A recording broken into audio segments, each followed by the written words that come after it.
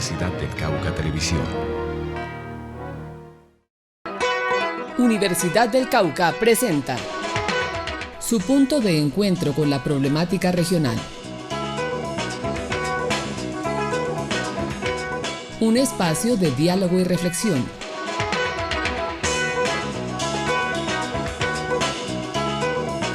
Perspectivas. ¿Qué tal, amigos y amigas? Bienvenidos a Perspectivas, programas de opinión y actualidad que realiza la Universidad del Cauca. Saludamos a esta hora a quienes nos están acompañando a través del canal universitario Zoom Televisión y los canales locales de Popayán. Hoy vamos a hablar sobre la investigación, que es uno de los ejes de la educación superior, y su articulación con la academia y con la interacción social. Y en ese sentido tenemos como invitados dos docentes de la Universidad del Cauca. La profesora Olga Lucía Sanabria de la Facultad de Ciencias Naturales, Exactas y de la Educación, y el profesor Bernardo Javier Tovar de la Facultad de Ciencias Contables, Económicas y Administrativas. Bienvenidos a Perspectivas. Muchas gracias. Muchas gracias por la invitación. Bueno, profesora, para hablar sobre el tema de investigación, hoy en día se habla de un tema que es la ciencia y la etnociencia. Ha sido un debate en los últimos días en la coyuntura del país. ¿A qué se debe este relacionamiento y a qué se debe este debate que ha surgido?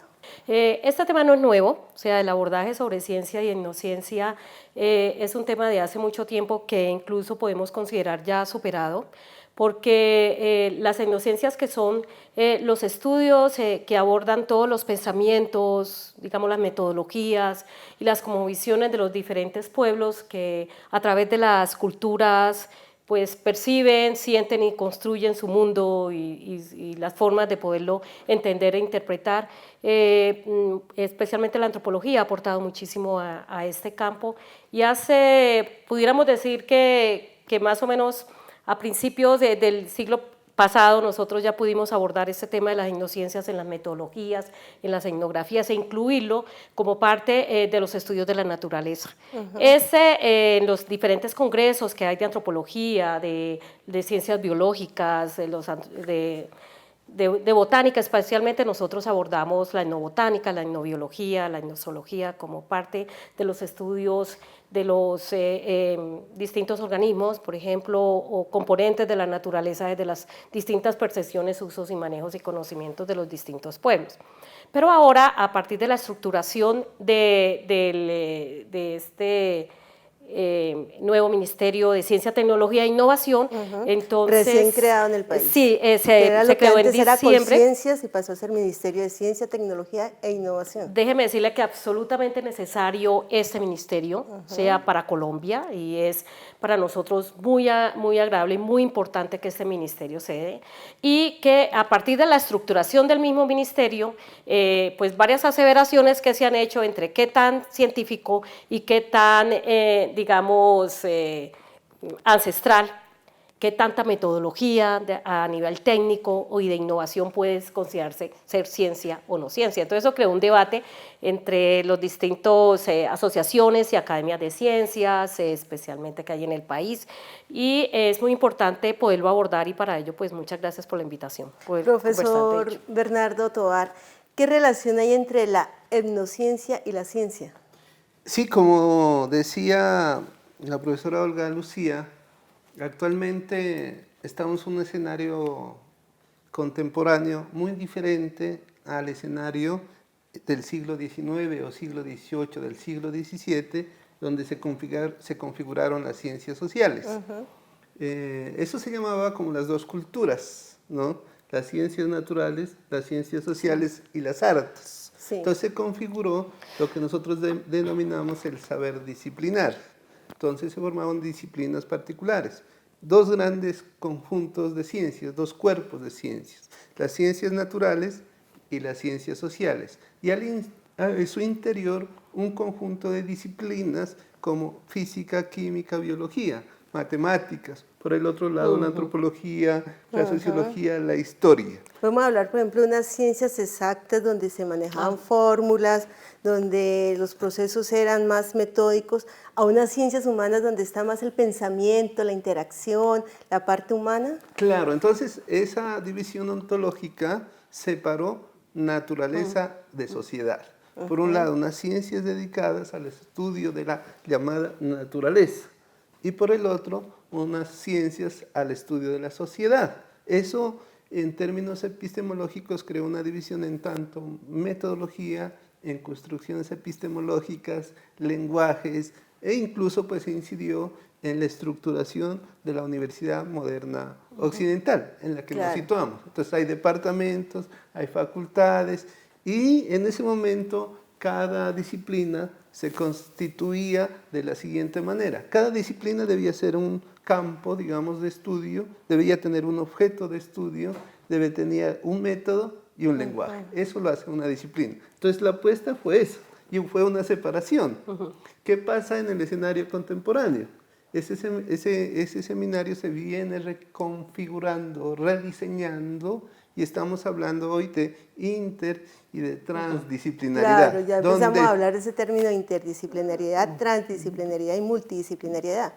Donde un tema lo pueden abordar diferentes áreas del conocimiento. Exactamente, entonces hoy esa ruptura ontológica, naturaleza y cultura se complementa, se ruptura, y hoy ya hablamos de un diálogo interdisciplinario entre diferentes disciplinas. Y en ese conjunto, digamos, se están reconfigurando nuevas disciplinas, nuevos campos de conocimiento, ya interdisciplinarios. Aquí en la Universidad del Cauca tenemos un doctorado único en el mundo con esta configuración, que es el doctorado en etnobiología y estudios bioculturales. Ahí se complementan tanto las ciencias sociales como las ciencias naturales, pero también los saberes locales, los saberes tradicionales y las etnociencias. Vamos a nuestro primer corte promocionales y ya regresamos para abordar un poco más sobre este tema, la perspectiva de la ciencia, la tecnología, el arte y la cultura hoy en día. Centro de Consultoría Jurídica de la Universidad del Cauca, prestando su servicio de consultoría jurídica y social gratuita a la población de la ciudad de Popayán. Mayores informes en los correos electrónicos consultoriojuridico@unicauca.edu.co, conciliación@unicauca.edu.co, teléfono 832-0320 o a la carrera novena número 851. Hacia una universidad comprometida con la paz territorial. Retornamos con ustedes a Perspectivas. Hoy estamos hablando sobre la investigación como eje de la educación superior, su relacionamiento con la ciencia y con la etnociencia, y tenemos como invitados dos profesores de la Universidad del Cauca, la profesora Olga Lucía Sanabria y el profesor Bernardo Javier Tovar. Hablemos sobre, como academia, como profesores, como investigadores que son, qué se espera de la creación de este nuevo Ministerio de Ciencia, Tecnología e Innovación, que es una petición que llevan varios años pidiéndole al Estado para poder tener un ministerio que el Colciencia se elevara a un nivel de ministerio.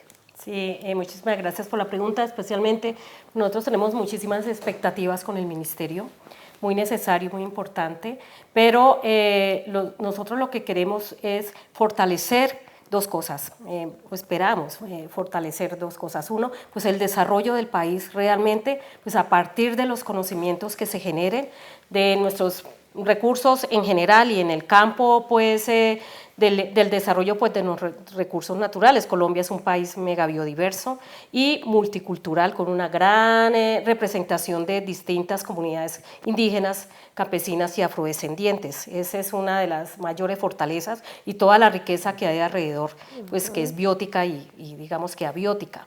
Pero no solamente debemos responder a la comprensión de lo científico como el solo desarrollo del método científico, que tiene que ser comprobable, experimental, desde un solo método. Nosotros, como decía el profesor aquí, Bernardo Javier Tovar, son diferentes métodos porque somos multidisciplinarios. Tenemos que abordar la sociedad y las culturas desde esa perspectiva. Nosotros esperamos que se acepte las distintas culturas del país y las distintas formas de construir naturaleza y de desarrollarla, porque ellas mismas son las que han mantenido esta biodiversidad del país. Con el entendido que la biodiversidad se genera, o sea, no fue que la biodiversidad se dio y hace miles de años y quedó estática. ¿Quiénes han mantenido las manifestaciones de la agrobiodiversidad? Las culturas. ¿Quiénes son las que generan, las que cultivan, las que producen nuevos genes, interactúan con el medio ambiente? Pues la gente. La gente, pues no sola, sino la gente en distintas culturas, con distintas cosmovisiones, crean y recrean y refrescan estos genes y mantienen la biodiversidad del país y la agrobiodiversidad.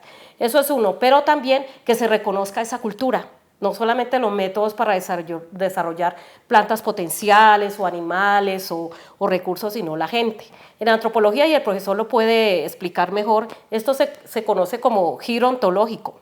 Es cambiar esa visión, tener en equidad los conocimientos, tanto los tradicionales como los conocimientos de la ciencia en general, y hablar de que eso no son solo conocimientos o saberes, sino también ciencia validada desde las perspectivas de las comunidades, porque ¿quién no ha mantenido, digamos, los remedios del país? La gente en los distintos medios campesinos e indígenas mantienen su salud pues a partir de mucho de las medicinas tradicionales, que son efectivas en sus propias culturas y en sus propios medios. Y hay como una situación, disculpe que le interrumpa, hay como una situación donde la gente recurre también más al tema de la medicina tradicional o al tema de ese saber ancestral, que antes se desconocía y hoy ya tiene como un posicionamiento junto con la ciencia.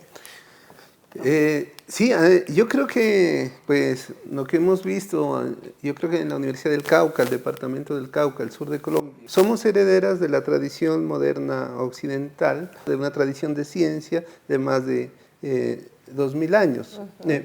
Pero al mismo tiempo nosotros somos herederas de una gran memoria biocultural, de una gran diversidad epistémica que se encuentra, por ejemplo, en el Cauca tenemos una gran cantidad, ¿no?, de conocimientos ancestrales que están, digamos, en la memoria de los pueblos indígenas, de los pueblos campesinos, de los pueblos afrocolombianos. Ahora si nos vamos para el sur, encontramos los pueblos quechua, los aymara, todo el legado ancestral de los incas. Profesor Bernardo Javier, ¿cómo ve o cómo se da esa articulación en este contexto de que estamos hablando entre la academia y las comunidades para poder rescatar ese saber ancestral? Ese es un gran reto que hoy con la creación del Ministerio de Ciencia, Tecnología e Innovación debemos seguir trabajando y profundizando. También es un gran reto de la universidad, porque si bien es cierto que nosotros transmitimos, digamos, el conocimiento y tenemos unas facultades realmente fuertes en diferentes campos, en la salud, en la ingeniería, en la educación, pero ¿cómo vamos a articular y cómo vamos a fortalecer esos conocimientos milenarios, ancestrales, que tienen más de 80 pueblos aquí en nuestra Colombia, por ejemplo? ¿Qué está pasando, por ejemplo, con los conocimientos milenarios, ancestrales de los pueblos amazónicos? Esos conocimientos, por todos los procesos de violencia, exclusión, colonización y desconocimiento se están perdiendo. Yo creo que en ese sentido es muy importante empezar a trabajar en la articulación y en la preservación, investigación de ese patrimonio biocultural que son los grandes conocimientos. Por ejemplo, piense usted hoy en la gran defensa o en los grandes debates que hay en los conflictos también en torno al uso de plantas medicinales como el ayahuasca, plantas sagradas como la coca, que digamos en el Cauca no es una planta sagrada medicinal de mucho conocimiento, hoy está siendo mercantilizada. Así que esos son temas que competen netamente, digamos, al campo de la ciencia, a la universidad y por supuesto al Ministerio de Ciencia y Tecnología e Innovación. Otro aspecto que me parece muy importante, que tenemos un reto de la universidad, de los centros de investigación, es la democratización de la ciencia.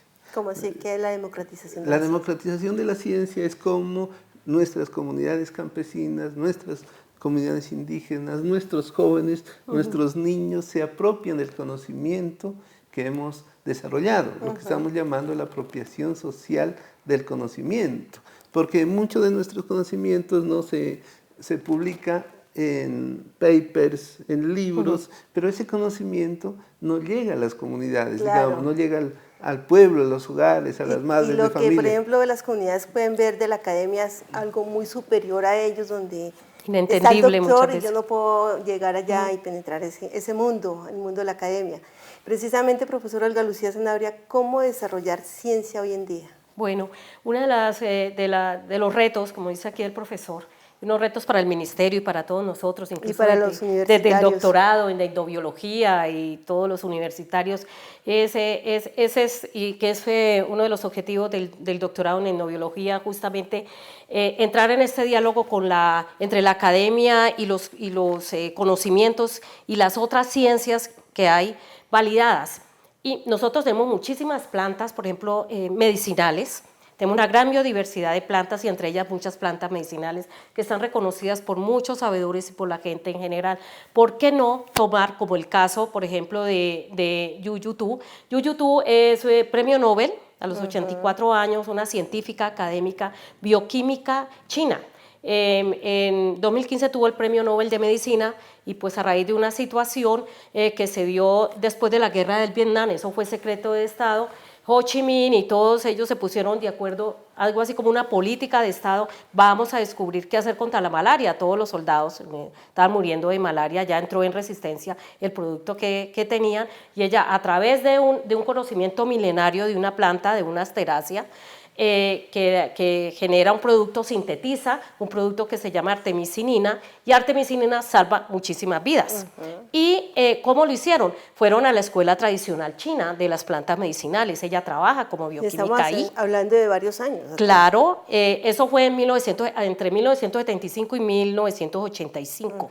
Y hicieron como 350 extractos, como 800 plantas, más de 1000 y pico de recetas ancestrales que habían, y pueden sintetizarlo, porque el problema de la medicina tradicional no es solamente darla a la cultura propiamente dicha, sino hacerla masiva, que a todo el mundo pues tenga contra una enfermedad, y para hacerlo masiva necesitamos la síntesis química. ¿Sí? No vamos a extraer todas las plantas y acabar con las plantas silvestres o habría que cultivar la síntesis química a partir de las propiedades químicas de estos extractos. Eso es lo que tiene que hacer la universidad, eso es lo que tiene que hacer la ciencia, digamos, occidental, pero a partir de los conocimientos tradicionales y de las plantas, pero bajo un código de ética, ¿sí? No es que solamente le saco la información al indígena, se la llevo, se la patento y yo me hago industria y saco todas estas,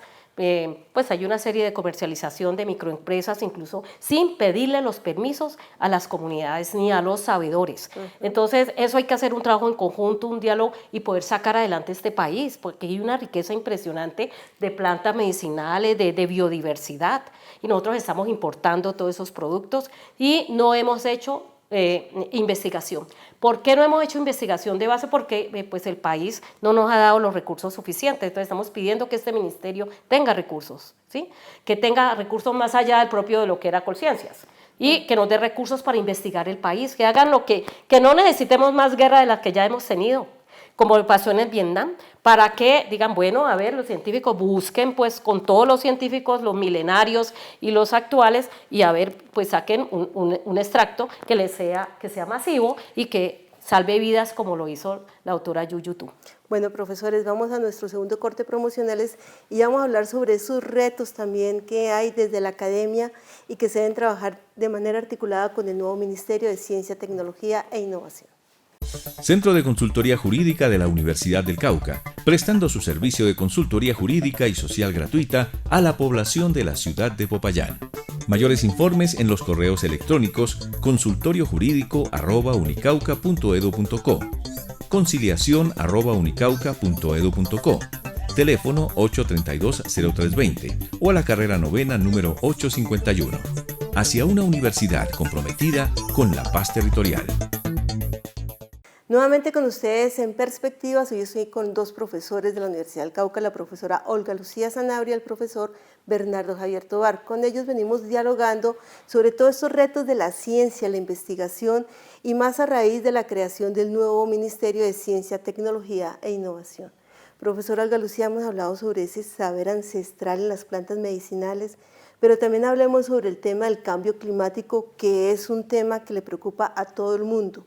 ¿Cómo desde la investigación Colombia puede aportar a tratar de frenar esos aspectos del cambio climático?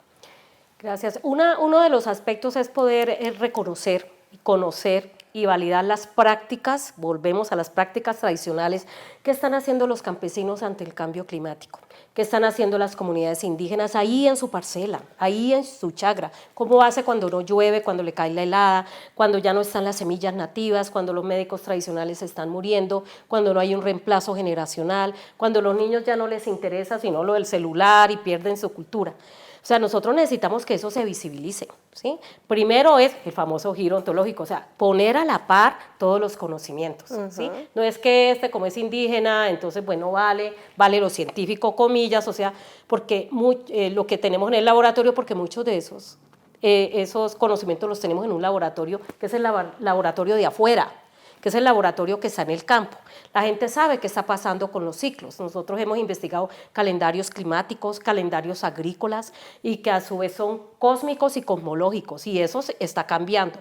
Pero ¿qué hace la gente? Médicos tradicionales están reemplazando plantas, unas por otras, están trayendo de un sitio para otro. Hay una recirculación de conocimiento y recirculación de los sitios. Los páramos se están moviendo, ¿sí? Los páramos, y uno encuentra plantas increíblemente que antes no estaban, y otras plantas que van desapareciendo. Esa es la dinámica biológica y ecológica. Nosotros tampoco debemos, pienso yo, como asustarnos de que se va a acabar el mundo por el cambio climático. También sobre ello se ha hecho pues una propaganda, a veces también amarillista, invisibilizando todas las prácticas que está haciendo la gente, ¿no? En sus comunidades. Pues investiguemos eso, investiguémosla, sacámosla adelante y veamos qué está pasando mes con mes en este país, reconstruyamos calendarios agrícolas. Y por otro lado, toda la política que tiene Colombia, pues de arrasar con los recursos naturales, con lo del fracking, con el petróleo, con estas zonas en donde pues está en manos de otros grupos, todos los productos que ha sido de la guerra. Eso no ha permitido que nosotros avancemos. Entonces, darle vía libre a la ciencia en el país es darle recursos, pero también darle espacios, porque solamente lo poco que tenemos en las comunidades universitarias y académicas es que podemos hablar. Nosotros necesitamos hablarle más al país, claro, decirle mucho más qué es lo que tenemos y qué tienen en nuestro país. Precisamente, profesor Bernardo Javier, usted es antropólogo. ¿Cómo hacer para que ese conocimiento no quede en las comunidades o ese conocimiento no quede en la academia, sino que haya como una articulación y una difusión de toda esta situación que se vive? Sí, yo pienso que uno de los grandes retos que debe asumir el Ministerio de Educación y también las universidades es el sistema convencional de ciencia y tecnología e investigación, porque por ejemplo, los sistemas convencionales, llámese Colciencias o lo que se llamaba Colciencias, CONACYT en México, tienen como referente un único saber, que es la ciencia, ¿no? Y un solo concepto de innovación, que tiene que ver con la innovación tecnológica y que tiene que ver con una serie de parámetros estándares bajo los cánones científicos.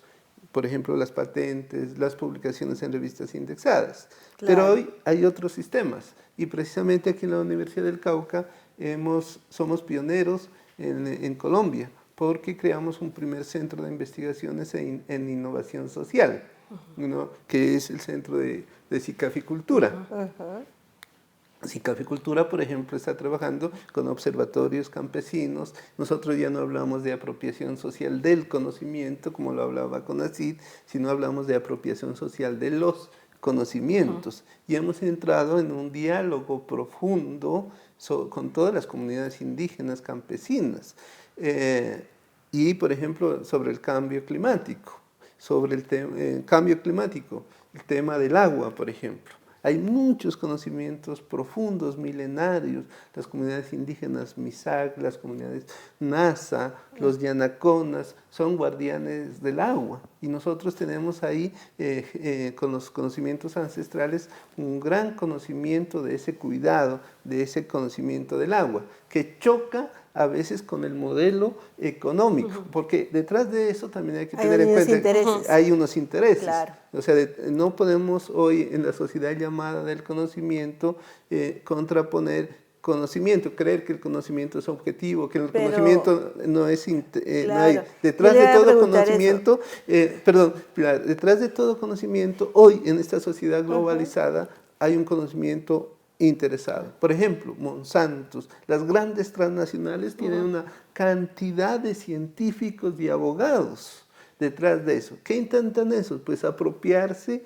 de la flora, de la fauna, del agua, por una vía de la mercantilización de los recursos naturales. Mientras por el otro lado tenemos los pueblos milenarios ancestrales tratando de defender esos recursos. ¿Qué encontramos? Que en Colombia, por ejemplo, la biodiversidad está en manos de los pueblos campesinos, de los pueblos indígenas, de los pueblos amazónicos. Y ellos son los pulmones del mundo. Ahí está nuestra reserva de agua, nuestra reserva de plantas, de oxígeno, de planes, de la reserva genética. Pero es por su conocimiento. O sea, que hay un interés que no quiere que esos conocimientos salgan a la luz. Claro, claro. Porque tampoco obedecen a veces, por eso digo que es muy interesante este ministerio, porque el ministerio tiene que pensar que Colombia no es un contexto multiétnico y pluricultural. Claro, ¿no? Pero también es un reto para la academia, porque la academia en la sociedad es vista de manera confiable.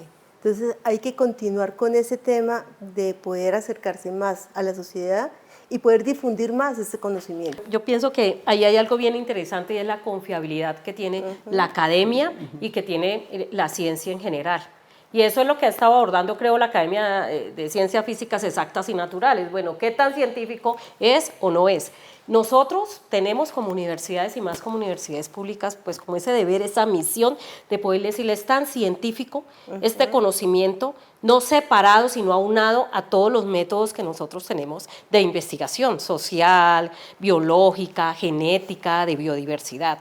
Y nosotros tenemos que tener los recursos y la credibilidad para hacerlo y para generarlo.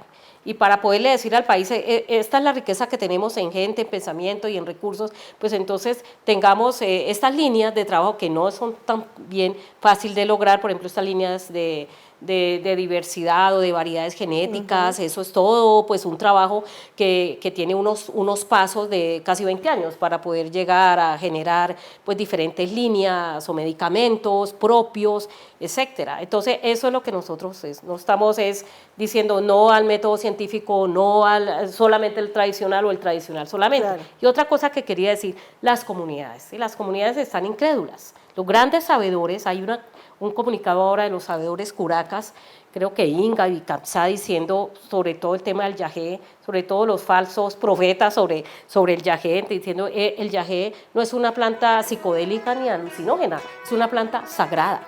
Y como ellos en su contexto lo tienen, así nosotros lo tenemos que ver. Claro. Entonces, por ejemplo, si perdemos credibilidad entre las comunidades, entonces nosotros ni siquiera vamos a poder tener ese diálogo. ¿Cómo acercarse a las comunidades? Sí. Bueno, profesora Olga Lucía, profesor Bernardo Javier, muchas gracias por estar aquí en Perspectivas. Gracias. Muchas gracias. A ustedes, muchas gracias y los esperamos la próxima semana en Perspectivas.